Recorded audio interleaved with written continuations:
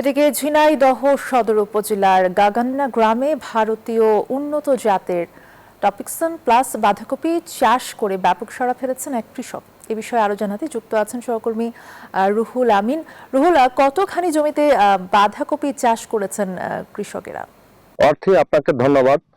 আমি এই মুহূর্তে অবস্থান করছি ঝিনাইদহ সদর উপজেলার হলিধানি ইউনিয়নের গাগান্না গ্রামের মাঠে। এখানে আকিমুল ইসলাম নামে এক কৃষক, তিনি কিন্তু ভারতীয় টপিকসান প্লাস জাতের বাঁধাকপি চাষ করেছেন 30 শতক জমিতে।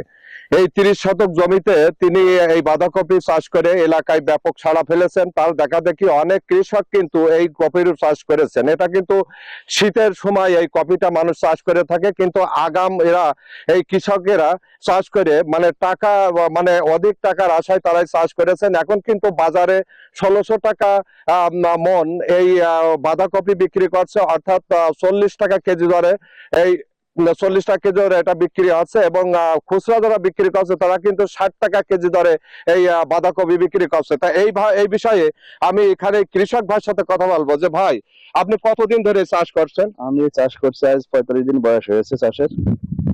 তা এই ছিল আমার কাছে এই গাগান্না গ্রামের বাঁধাকপি চাষের সর্বশেষ। আমিন আমাদেরকে জানাচ্ছিলেন ঝিনাইদহ থেকে।